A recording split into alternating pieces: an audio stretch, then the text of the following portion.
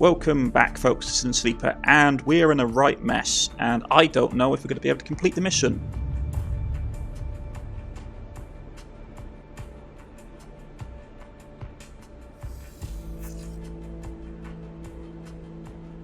That is a terrible blinking hand.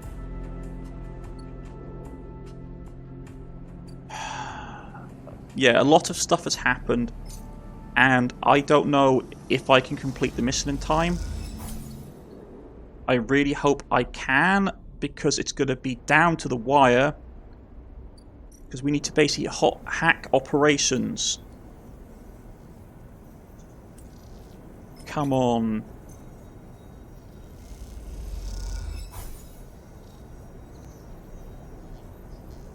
And it's going up. Okay, I can't complete this.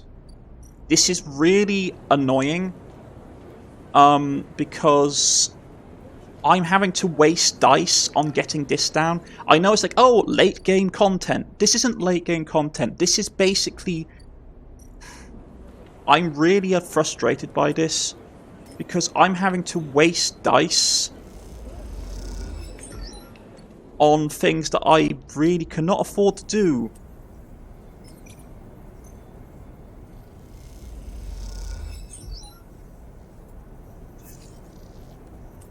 Yeah, fantastic. So, I failed.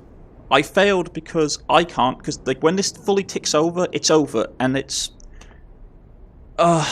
great. Fantastic. You know?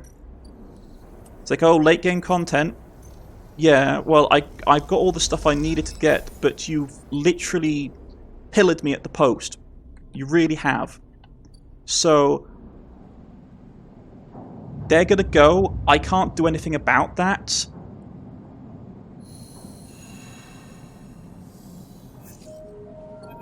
No. Yeah, great. Just great. This is great. Like, I don't even get the final cycle to basically do anything. You're gonna cut me off right now. She's gone, Sleeper. Peaky is breathless and shaking. She started the run without us. Shit, you say. Let's go. If we head to the corridor now, Peaky starts backing up the corridor. We turn back. She has to make it, Sleeper. She has to. A shiver runs down your spine. Essie, I hope she knows what you are doing. So this is great. Okay, I'm going to say this right now.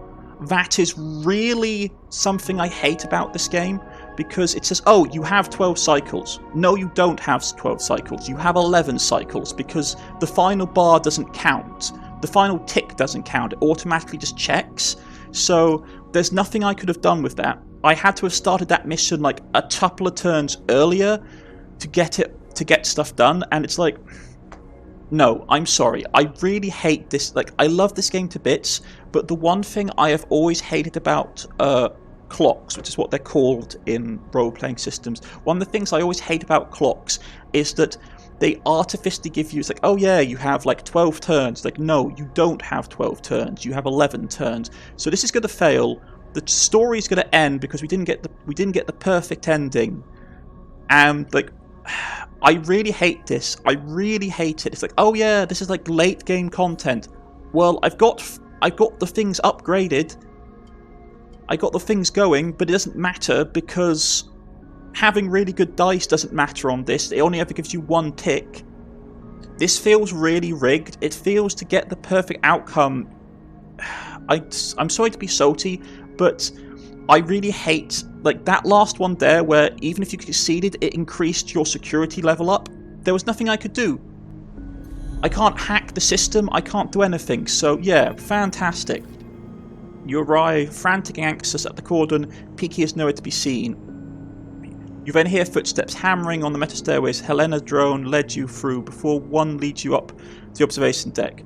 You leap up the stairs two at a time, making it to the top, momentarily blinding by the light pouring into the observation deck. Sleeper, Peaky emerges from the light. I know she's trying to protect me, but it's okay. She chose, you say. What is she thinking? She was always planning this, I know it. They turned away. How could I have not seen it coming? There she is. Peaky rushes to the window to the wide window. Leaning forward, you catch a glimpse of the clambering Burr blue XPR livery against the black of the void. You spot it the clambering Burr, a glint of blue and white, and beside it the red glare of Tug's lights. The tug crew went with her. Peaky smiles. I knew they'd keep their word. They'll help. Peaky doesn't seem to hear you, but the idea of a crew backing Essie up makes you smile. Maybe this will work. You watch as the Burr and its tug escort arc down towards the edge of the cordon, demarcated by red lights of the perimeter system. So far so good, the Burr will just look like another refugee ship being escorted into the cordon, at least at a glance. Peaky grips the rail as Essie reaches the edge of the cordon. The invisible net of sensors spewed between ship and drones. Can she pass through? The response is immediate. The moment the Burr hits the net of sensors, the entire cordon reacts. Sequences of blinking lights cascade out from the ship's position. The angry red of the cordon multiplied many times over.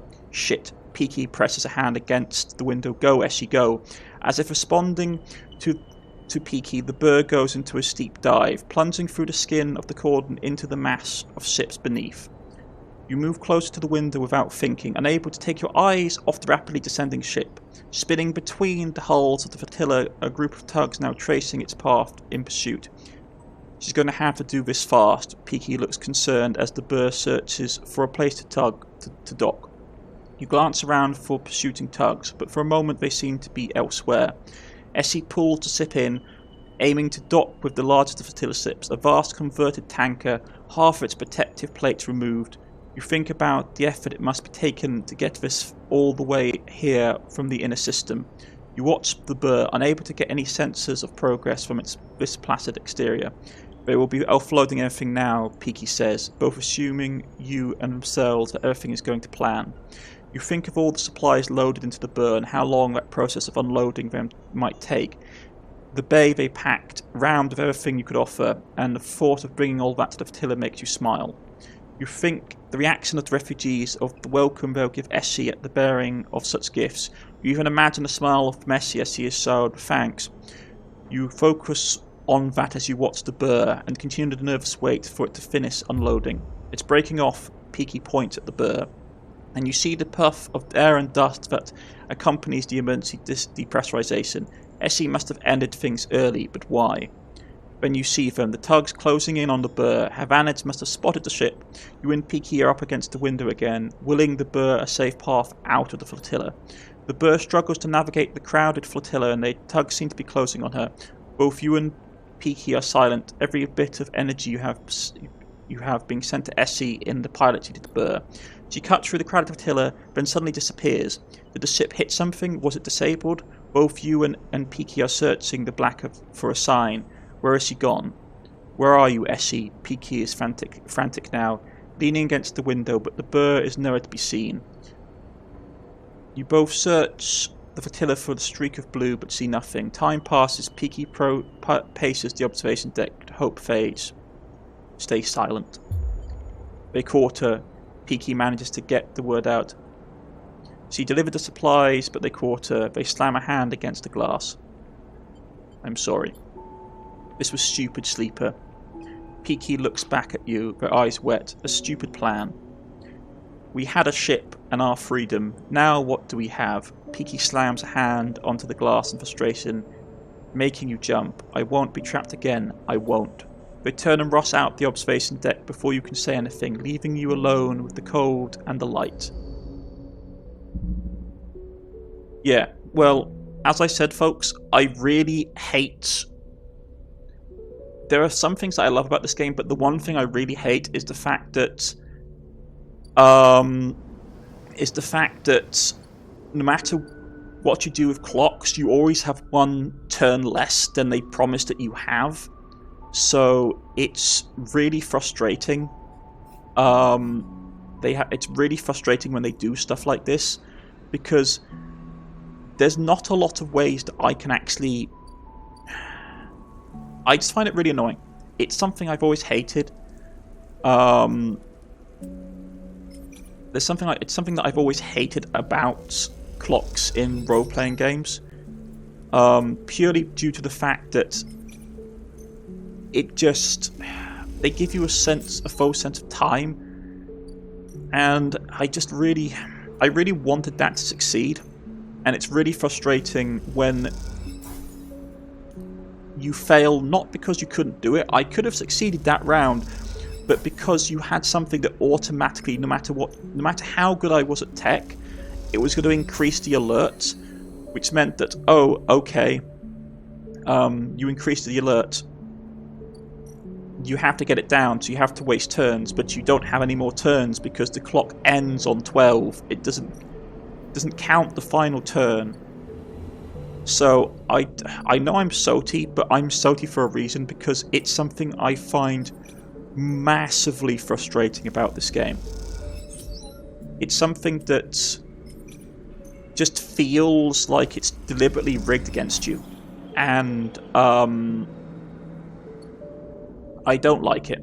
I really don't, because I really wanted to get this through the story, and now there's going to be massively negative consequences. No matter that we got 2/3 of the things done, no matter that we did all that stuff, that doesn't matter into the game. The game doesn't care that you got 2/3 of the things done. It only cares that you failed the final one. That's what it cares about. So it just feels like a massive slap in the face, if I'm being honest. I don't like it. It just feels petty. I should have at least been given the final... I think it's unfair. Like, I should have been at least given the final turn to get stuff ready for us to go. Maybe I should have lied. Maybe that's the thing. Maybe admitting stuff forced to hand. I don't know. But it just feels... It just feels really cheap, to be honest. Especially when it's like, oh yeah, this is supposed to be hard. Like, I know it's supposed to be hard, but how else was I supposed to do it? I don't know. I find it really annoying when games do this. I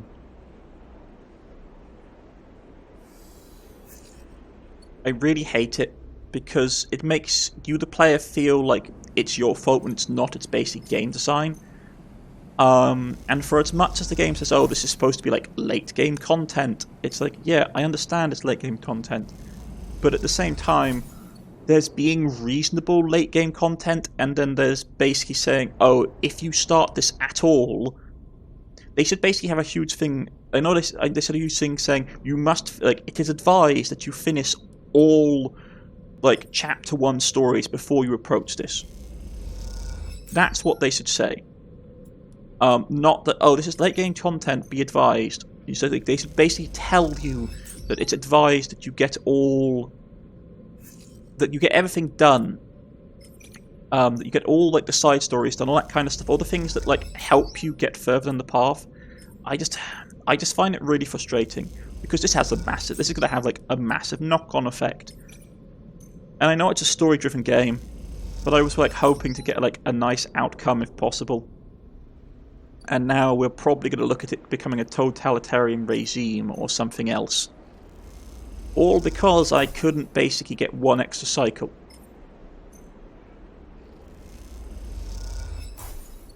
Okay.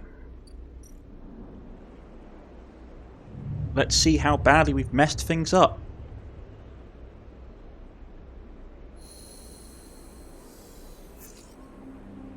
Because, you know, that's a thing.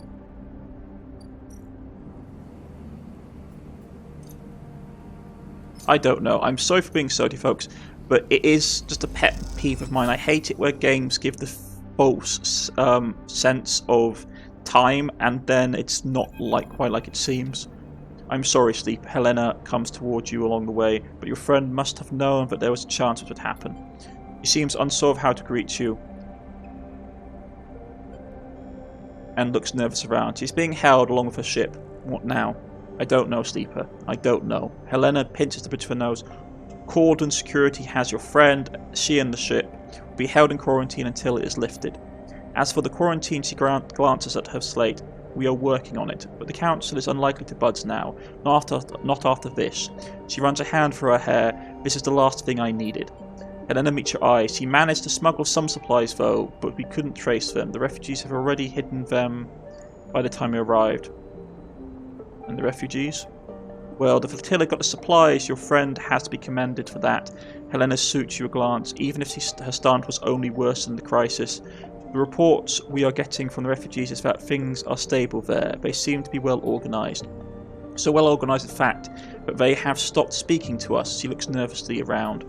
I'm worried, Sleeper, about what is happening in there, but after recent events, Cordon security are keeping the place locked down, tighter than ever. No one can get in. Meanwhile, the hardline councillors are preaching in a chamber as we speak. It's a deadlock. I don't know when it will loosen its grip. Helena walks a little away and turns back. I wish I had better news, Sleeper, but we know this was coming. What can be done? It's a waiting game now. I'll do my best to make my voice heard in debate, to persuade members, and we'll see what can be done. We still don't know why the flotilla came here, why they are abandoned the settlements and outposts throughout the system to flee to this ruined station. What little we heard from them concerned computer and life support systems collapsing in waves, machinery in flux. Helena sucks in the breath. This isn't over. You think of the people on the flotilla. Helena is right. People don't abandon their home for nothing. What wave is rushing through the system, and when will it reach the eye? Helena interrupts your thoughts. I have to go. The debate will start soon. I should be there. She waits for a moment, and it is unclear if she is trying to think of something to say or just waiting for you to speak. But the silence keeps both of you quiet, and she walks off down the corridor, and a nod, the only farewell she offers. You hope that speaking to her might ease the knot of worry in your chest, but it remains there, reminding you of Essie, of the refugees, and of the wait ahead. What is done, no matter how many times you turn it over in your head. You get a feeling you will be needed soon, and that you will need to save your strength. What was it that Feng told you, Erlin said? The eye opens for all of us. Not this time. For now, the eye remains closed to those that need it.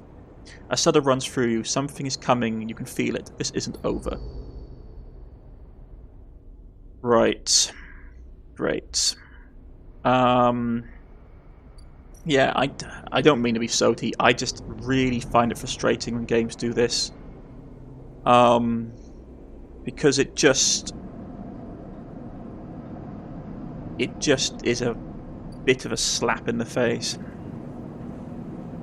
I can't do anything else, to be honest. Caster's closed up shop. That's closed up. I suppose the only thing I can do is go up to the central spire and do some work and try and earn a bit of cash.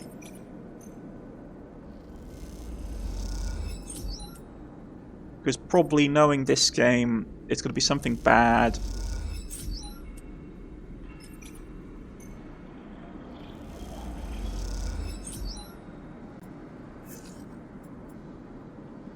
Right, I'm going to spend the rest of my dice to get some scrap out of the waste.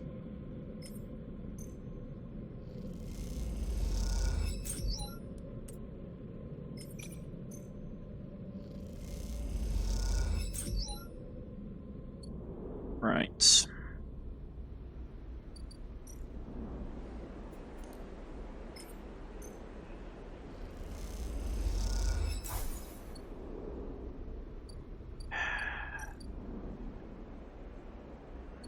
I just find it frustrating, to be honest.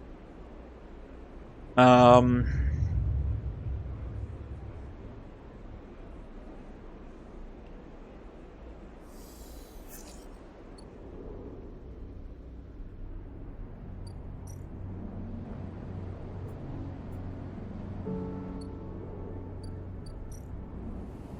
mean, don't get me wrong, I love this game, but I hate it when they have situations like that. So another 3 cycles. Great. Okay. Well, I haven't got anything else to do. I've done all the other missions. Let's just grab a more scrap to repair ourselves with.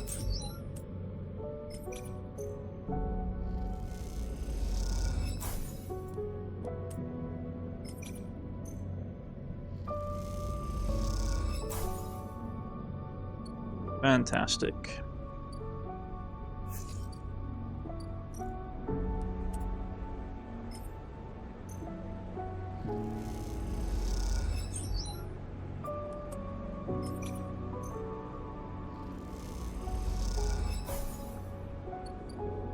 Right.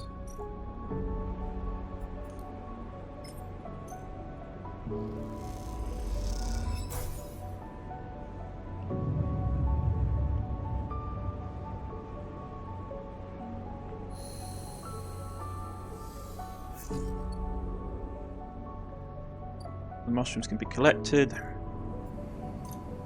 I don't know, I was sort of hoping that if we'd done more of this, like if we got all the story missions done, that would have impacted the outlook of the council or something, because, you know, all the people on there that we've helped and the AI that we have and all that kind of stuff, I was like really hoping that we would get like something helping us doing that, but it seems that that doesn't really matter, so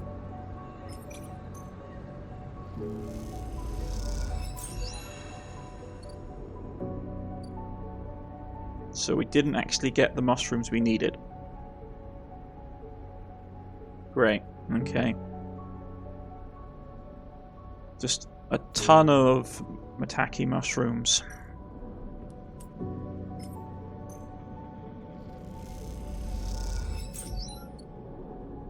To be honest, I think I'm better off just occasionally just searching the waste for scrap to keep my condition up. Okay. Yeah, let's go to sleep and see what kind of screw-up we've got tomorrow. Because he's going to probably blow something up, or... you know...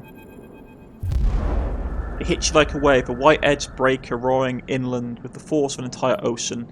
The impact is a screaming brightness, blanking out everything. Behind it is silence. You float in silence, suspended. No, you do not float, you are the silence. It has filled you up. It has emptied you out. You cease to exist. Time passes, though you do not feel it passing. Then something flickers into silence, and then something moves. That something is you.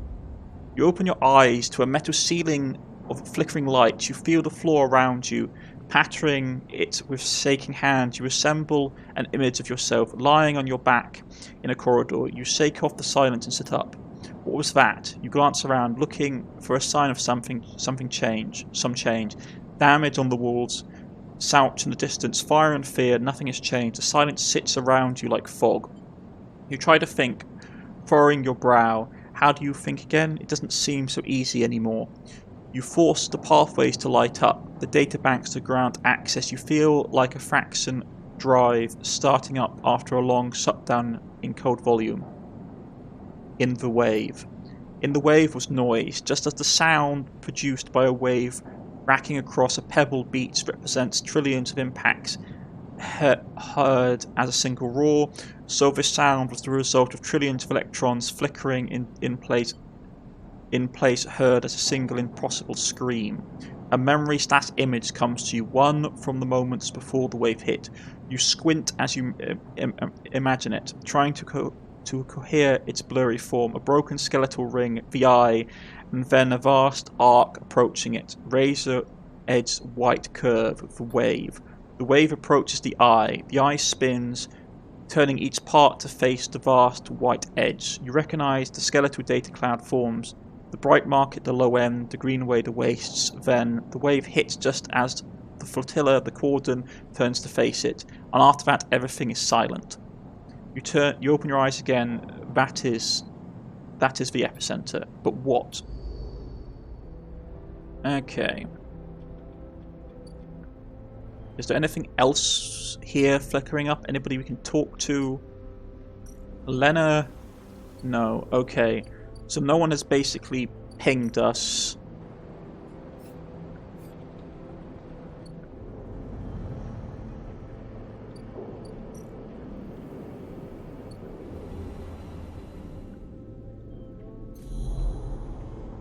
There's nothing on there either. Okay.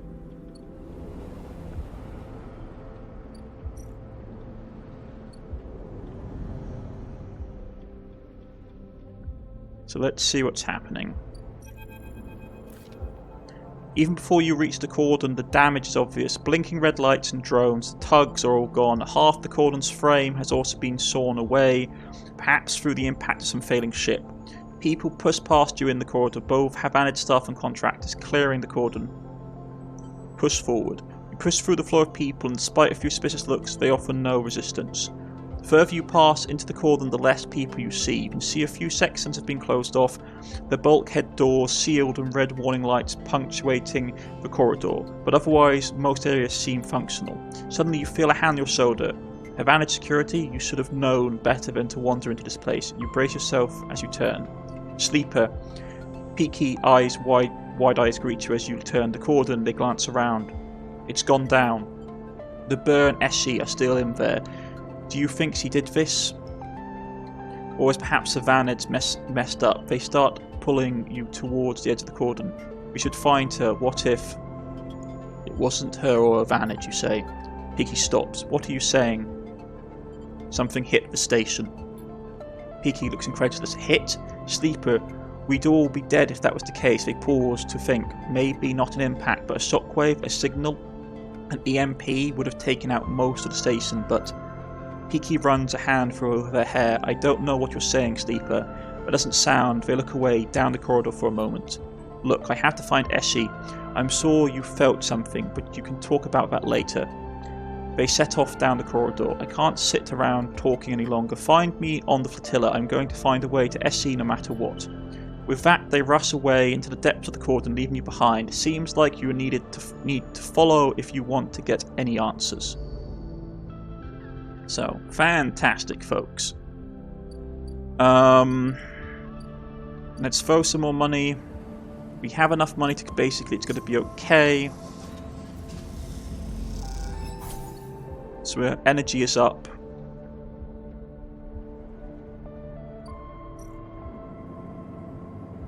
Escape from the passage. Scrap.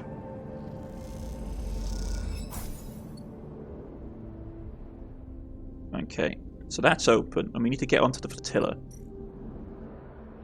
And of course, this is going to be stuff to do with interfacing, because you know.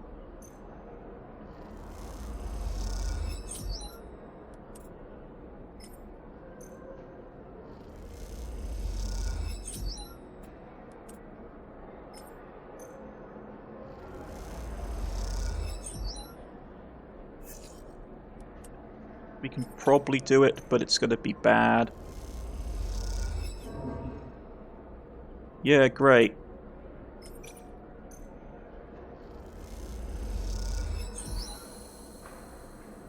But we're on. Okay. I need to throw some more food in my gullet. Money's okay for now.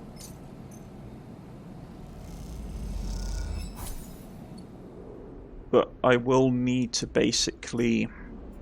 At some point I need to get scrap.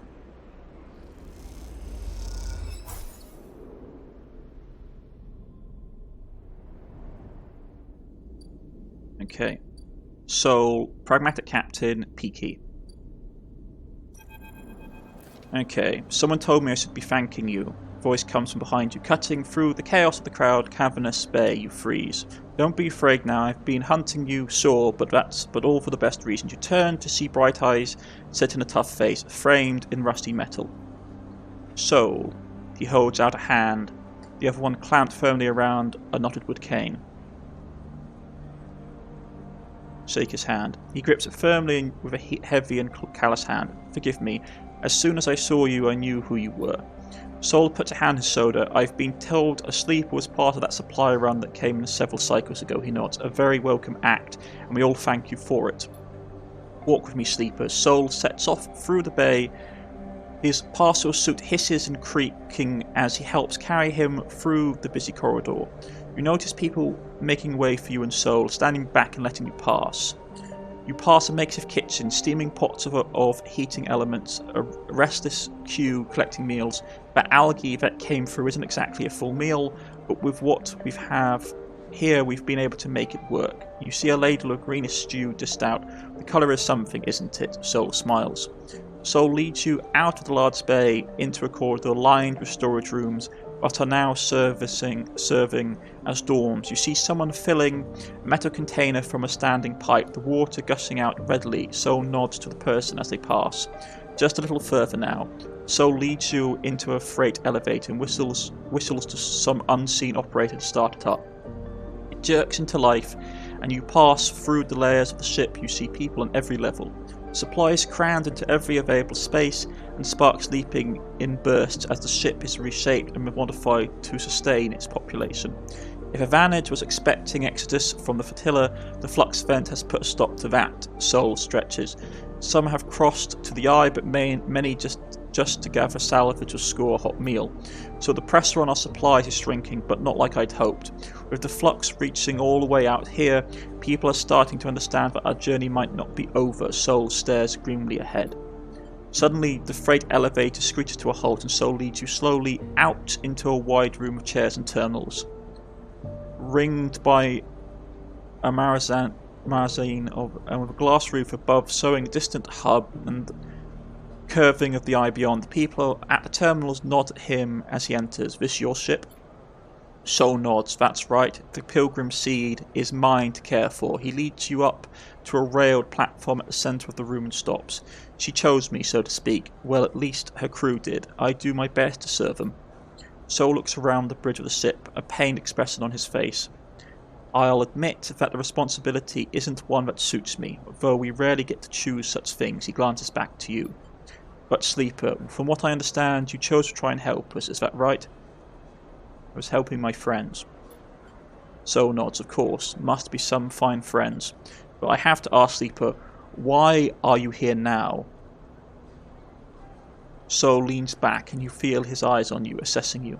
The flux event. I appreciate your honesty. I figured as much. Soul flexes his shoulder that is free of the suit. Looking at you now, I can see that an event like that, well, it would have had a big impact. He smiles, a half smile.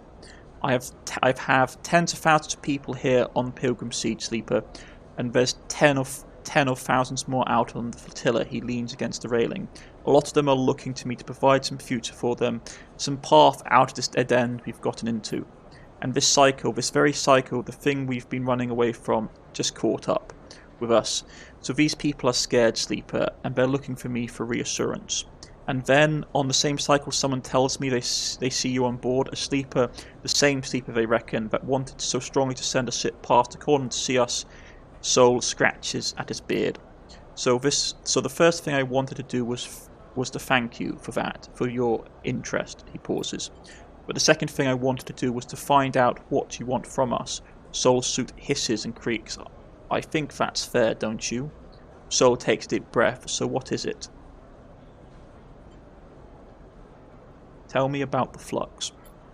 Someone at the terminal calls out to Soul, and he shouts some orders back. He turns to you. Apologies, he smiles. A half smile. I'll tell you what, Sleeper. Let's you and me make a deal. You want information? I understand that. But I have a list of needs longer than the rim of the eye itself, he grimaces. So you do some things for me, and then we'll talk about what's been happening in this system, and I will answer all your questions and then some. I may be the captain of Pilgrim Seed, and see certainly the biggest ship in the flotilla, but I'm not the only captain here. We have ships here from each of the moons. Ember's half, just like us, but plenty more from Ember's song and Ember's steps. The moons have been at each other's throats, Sleeper. What with the pressure of the flux, bad blood from the old days, Soul leans in. We aren't exactly all in alignment. What I need is a way to stop these from escalating, for the crews of these ships and their captains to feel happy and comfortable enough to forget old rivalries and past crimes. He flinches at something. Those from Ember Step, well, they've always been proud, but the pride seems to be a barrier to compromise right now.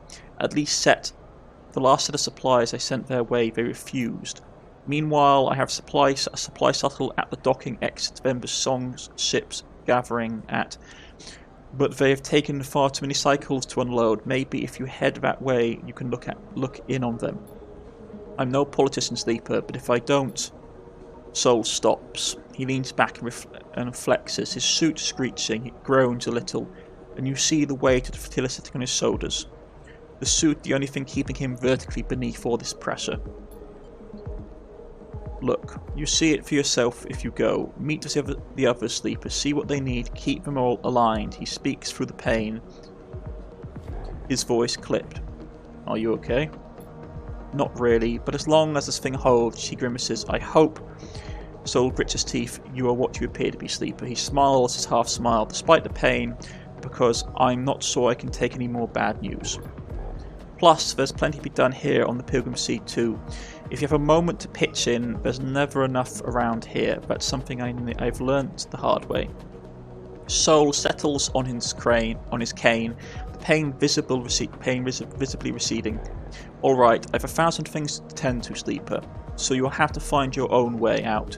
With that, Soul sits at his terminal with a slow and careful moment. That must be like the bone suit that our friend the cook was talking about. You head back down the freight elevator and you see again the layers and layers of chaotic life in this vessel. All vessels of the flotilla hold. Okay, so we've got that to do.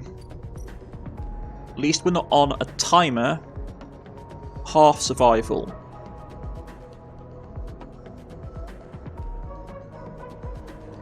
Okay.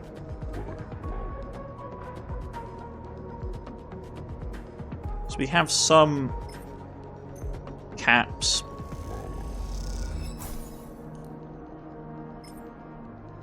So we can feed that in.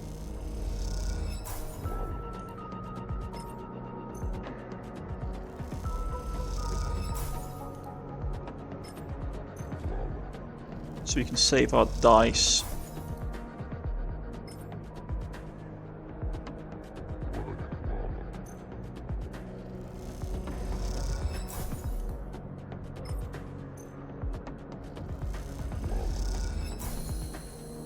So that's done. Soul finds you deep in the layers of the Pilgrim Seed, working on a patch of the life support vent. You hear him coming, his suit hissing as he does. I had to ask around to find you, he smiles. It seems you know this place better than me these days. Doubt it. Soul nods. I was on the work crew that built this thing, so maybe you are right, he winks. Soul holds out a hand. Stand up and let me see you. He pulls you to your feet. I didn't believe we ever had a sleeper on Ember's Hearth. He looks you up and down. You sure do make me wish we had. Could have done with a few workers as good as you. Thank you. Soul nods. You're welcome. Seems like I owe you some answers, seeing as you've been working hard on the Pilgrim Seed these past cycles. He leans against the crate, his suit creaking. What do you want to know about? The flux. He sighs. That's what I imagined. He scratches at his beard. Can't say I'm an expert, but I can tell you what we witnessed on Hearth. At first we ignored it. A few farms had their automation systems blink out. Lifter suits locked up. Bots rested, reset their schedules. Nothing we hadn't seen before. But then the news came out of Persera? But they'd been hit harder. The local network had gone down and no one could get it back up. It was rough for a while, but out in the farmland we were used to that. Pesrero? Capital of Hearth. Tens of thousands of souls made it their home, he grimaces. Anyway, we thought the flux was a freak event until the day they got the network running again. That's when the cascade happened. System after system corrupted, data lost, and then another flux hit, and another. The bots were running circles in the fields. People had to cut off their lifter suits like mine, and the city, I've never seen it, but I heard from the others, Soul Sivers. It only got worse from there. We couldn't seem to fight it. It cut us right open. That's what I know. That's what I know about the flux. Some folks say it's come from the inner system, that it might be connected to some old tech there or something, but I've never heard of anything more than rumours. So scratched his beard. Sorry, I don't have better news. Anything else you wanted to ask? There was something else. Ember's half. So, he smiled at me, I spent my whole life on that rock, so I have plenty to tell. I'll save my life story for another time, he winks, but the sort of it is that half is the first of Ember's moons, the biggest and the most populated, which is down to the successful terraforming systems Cybele set up back when Solheim owned the system. Terraforming? But I know what terraforming is. How are the relations with the other moons? Sol smiles. Depends on who you've been talking to. You should have missed that. You shouldn't mistake me for a politician, Sleeper. That's for others to do. He gives you a look. But Ember's Step was a test ground for the terraforming tech that half is built on. While Ember's Song was an extraction site for the raw materials and energy needed to make it work, you can imagine that might lead to some tension.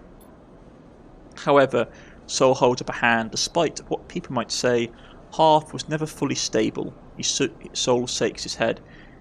Cybele liked to talk it up, but after they pulled out and Solheim left, our people discovered they'd have to keep the systems running themselves, or the place would soon end up as dry as Steppe. Half was good as long as the evaporators kept running, kept filling our skies with clouds. Even after the collapse, our people kept those things going, turning that subsurface ocean into a periwinkle blue sky. Sol smiles. Flux ended that though, and when they failed, the rains failed, and the harvest with it. Sol pauses. And soon you have a city without a way to feed itself. Sol shudders. That's when we, some of us, made the decision to set out on this place. He gestures at Pilgrim Seed and look for another future. Sol sifts on the crate. Anything else you want to ask? You. Sol squints at you. You want to know about me? I'm not sure that was part of the deal I was thinking of, Sleeper. Unless you are asking about this, he raps on the metal of his suit. In case you haven't guessed, this is the only thing keeping me vertical. He adjusts a soda piece. It's a lifter suit, made for working the fields. We had to modify it so I could walk around after the accident. And that's all I'm saying, Sleeper, because to be honest with you, I don't owe you more than that. You want to know about the flux, about Ember's half, go ahead. But don't pry into my life and I won't pry into yours. So lets the silence sit, staring ahead at the floor. The suit seems to loom over him, looking more like a burden than support. With the bars around his head, you suddenly start to think of it as a cage. Look, I don't mean to be rude, let's leave it there. There's too many eyes on me on the ship as it is, and I'd rather just slip into the background, thank you very much. Sol sifts on the crate. Anything else you want to ask? I'm good for now. You sure? He smiles. I'm sure. Sol stands, flexing against the suit. He takes his cane in his hand. Keep it up, Sleeper. He smiles as he leaves. You're making me think I need to start making new plans for this place. With that, Sol leaves, and you wonder what he means as he creaks away down the corridor. You can't help but feel that there's more to him than it seems. Okay, so there's that. Okay, so we have to basically stepping stones, do this. There's a whole bunch of other things we have to do apparently. And we'll get to it. I've been Cornish-knight, this has been Citizen Sleeper. I shall see you all again next time. Please like and subscribe, it helps me a lot, and I shall see you again. Goodbye.